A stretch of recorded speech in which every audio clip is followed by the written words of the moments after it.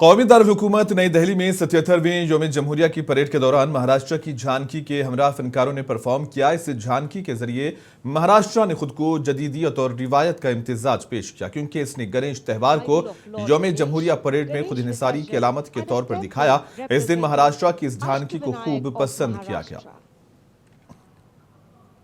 A grand scene depicting a traditional dhol associated with Ganeshotsav.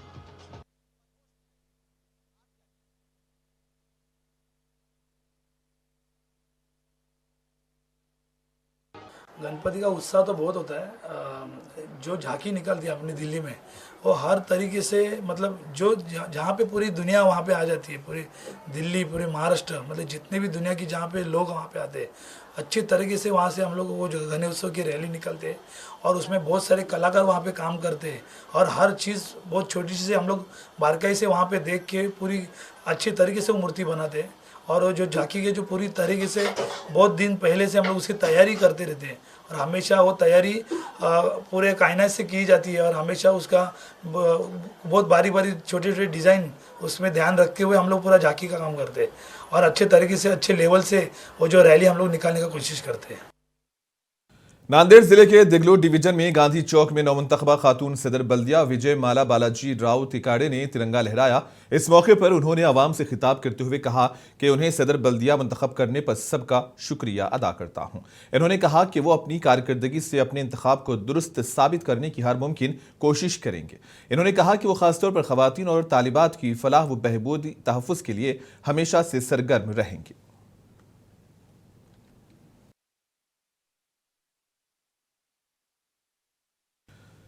Maharashtra के साबिक governor Koshyari को पद्म भूषण से नवाजे जाने पर कांग्रेस रुकने पार्लियामेंट वर्षा गायकवाड़ ने शदीद तनकीद की। कांग्रेस रुकने पार्लियामेंट ने कहा कि ऐसे शख्स को पद्म अवार्ड से नवाजना महाराष्ट्र की तौहीन है। कांग्रेस लीडर ने कहा कि कोश्यारी ने हमेशा महाराष्ट्र की अजीम शख्सियतों के खिलाफ बयानबाजी की है, इसलिए ऐसे लोगों को बड़े ओहदों और एजाजात से दूर रखना चाहिए। कांग्रेस लीडर ने मजीद कहा कि जिस तरह उन्होंने अजीम लोगों के खिलाफ बयानबाजी की है, उसके लिए उन्हें ऐसे बड़े अवार्ड नहीं दिए जाने चाहिए थे। कोश्यारी जी के कार्यकाल में, राज्यपाल के, महामहिम राज्यपाल के काल में, क्योंकि वो एक पोस्ट संवैधानिक पोस्ट है, उसका एक अलग गरिमा है, उसकी अलग एक पहचान है।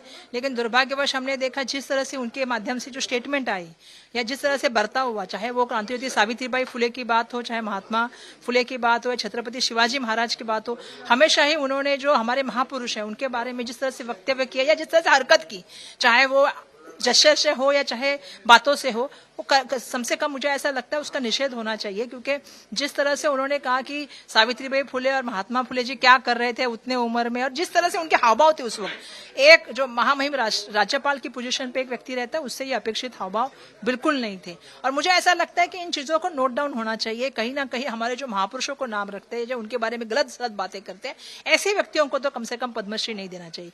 जो देश का गौरव करे ऐसे ये पुरस्कार है, और जिन्होंने देश का गौरव बढ़ाया उन महापुरुषों के प्रति अगर कोई ऐसी बात करता है, इतनी ऊंची बात और इतनी छोटी बात कोई करता है, तो ऐसे लोगों को जो है इस बड़े बड़े पद से जो है या बड़े बड़े पुरस्कारों से है जो बाजू में रखना चाहिए।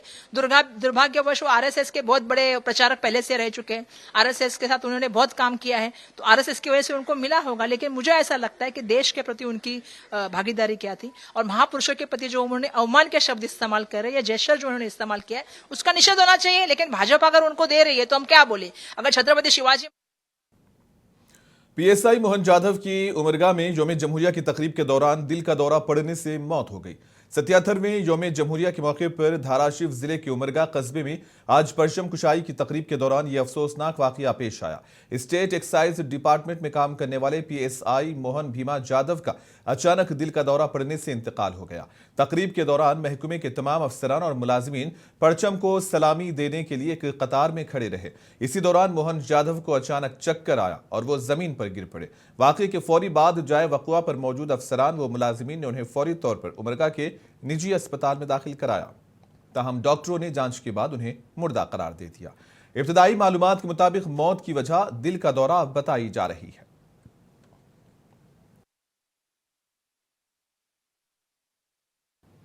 अंजुमन गांव सरजी के तहसील दफ्तर में यौम जमहूरिया बड़े ही जोशो खरोश और हुब्बुल वतनी के साथ मनाया गया। तहसीलदार पुष्पताई सोलंकी ने परचम कुशाई की और इस मौके पर मौजूद अफराद ने मुल्क से अपनी मोहब्बत के इजहार के लिए मिलकर कौमी तराना गाया। इसके बाद तहसीलदार सोलंकी ने वहां मौजूद ओहदेदारों, मुलाजिमीन, सहाफियों और शहरियों को यौम जमहूरिया की मुबारकबाद देते हुए जमहूरी अखदार की अहमियत, आइन की मजबूती और अवामी खिदमत में जिम्मेदारी को उजागर किया। नायब तहसीलदार समेत तमाम रेवेन्यू अफसरान, डिविजनल अफसरान, तहसील दफ्तर के मुलाजमीन, सहाफ़ी और शहरी बड़ी तादाद में मौजूद थे। प्रोग्राम पुरअमन और नज़्म व ज़ब्त के साथ अंजाम दिया गया।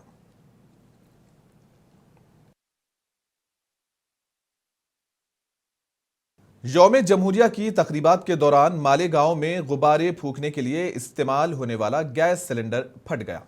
इब्तदाई इतलात के मुताबिक इस हादसे में 6 अफराद शदीद तौर पर जख्मी हुए, जिन्हें फौरी तौर पर अस्पताल मुंतकिल कर दिया गया।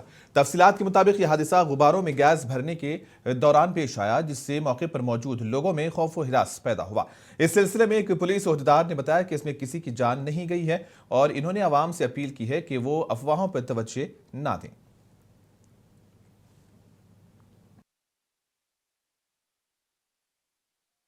कॉलेज स्टॉप के पास में तकरीबन 9 सवा 9 के बीच, 10:15 के बीच एक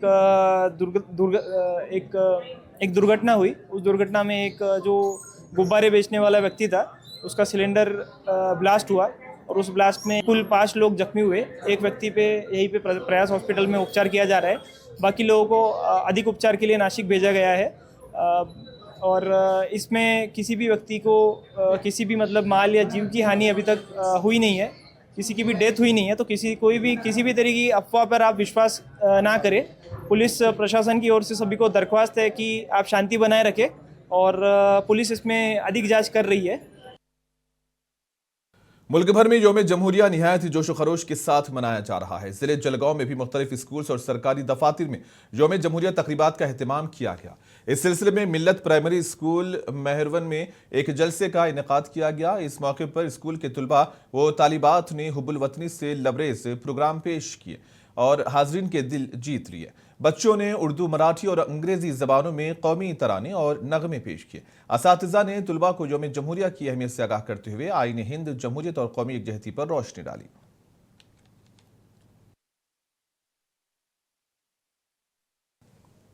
बागेश्वर धाम धीरेन्द्र शास्त्री ने 77वीं यौम जमहूरिया पर भिवंडी में तिरंगा लहराया। इस मौके पर मीडिया से बात करते हुए धीरेन्द्र शास्त्री ने कहा कि भिवंडी के बालाजी सनातन मठ 1 साल मुकम्मल होने को है। मैंने पहली बार यौम जमहूरिया पर मठ का दौरा किया। उन्होंने कहा कि हम अपने तमाम हम वतनों को बताना चाहते हैं कि ये तिरंगा हमारे फौजियों की सांस का एहतराम है। हिंदुस्तानी फौज और उनके खानदानों का ख्याल रखें और अपने मुल्क का भी ख्याल रखें।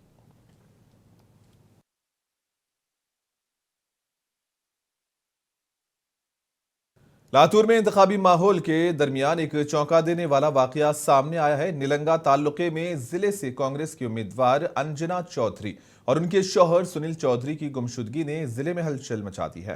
कांग्रेस पार्टी ने उनके अगवा का शुबा जाहिर किया है। कांग्रेस के जिला सदर अभय सालुंखे ने पुलिस सुपरिंटेंडेंट से मुलाकात की और इस सिलसिले में शिकायत दर्ज कराई। उन्होंने कहा कि अंजना चौधरी और उनके शौहर का अचानक राबता मुनक़ता हो गया और उनका पता नहीं चल सका है। इस वाक़ये ने सियासी हलकों में हलचल मचा दी है। जिला परिषद और पंचायत समिति इंतखाबात के जोशो खरोश के दरमियान मंजरेआम पर आए इस वाक़ये ने कई सवालात को जन्म दिया है।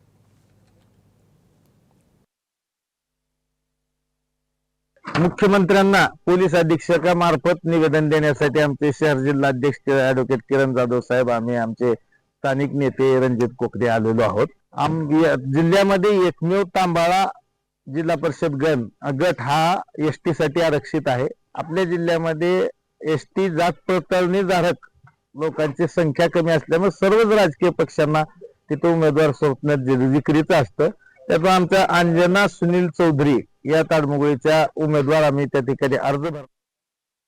शोलापुर जिले की शाहीन फाउंडेशन गुज़िश्ता 3 सालों से इज्तिमाई शादी के प्रोग्राम मुनक्किद कर रही है। हर साल की तरह इस साल भी इज्तिमाई शादियों का एहतमाम किया गया, जिसमें जिले के तकरीबन 90 जोड़ों ने शरीयत और सादगी के मुताबिक निकाह का इंतखाब किया और अपने नाम शाहीन फाउंडेशन में रजिस्टर करवाए।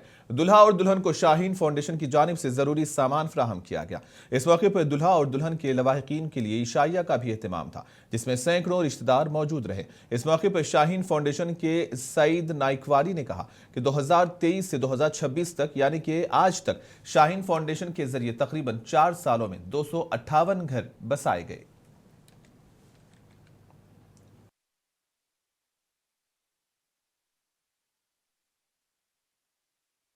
ये जानिब से 90 शादियों का एहतमाम किया गया था।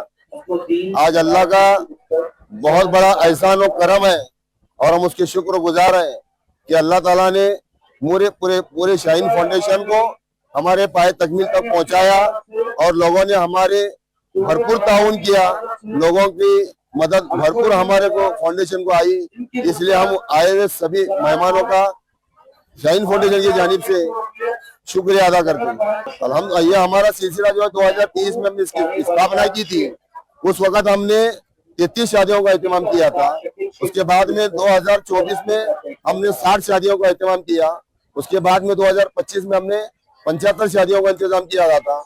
आज अल्लाह के फजल करम से अल्लाह ताला ने हमारे शाहीन फाउंडेशन को शाहीन की तरह ऊपर परवाज देते हुए आज 90 शादियों का हमने एहतमाम किया है। आज 26 जनवरी 2006 को फिल्म रंग दे बसंती को रिलीज हुए 20 साल मुकम्मल हो गए हैं। इस मौके की मुनासिबत से फिल्म को दोबारा रिलीज किया गया।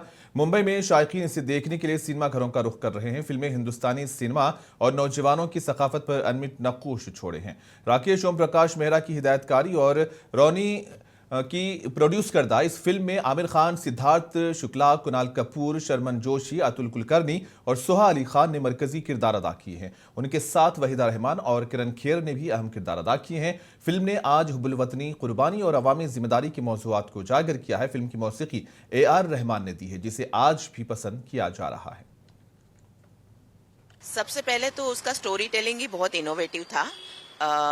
जिस तरह से उन्होंने भगत सिंह और फ्रीडम फाइटर्स की कहानी को आज के यूथफुल कैरेक्टर्स के साथ कनेक्ट करके ब्यूटीफुली वीव किया था, और तो मुझे वो, और ऑब्वियसली सुपर हिट थी तो पूरी जनता को वो स्टोरी टेलिंग बहुत ही अच्छा भी लगा था, इंस्पायर भी किया था।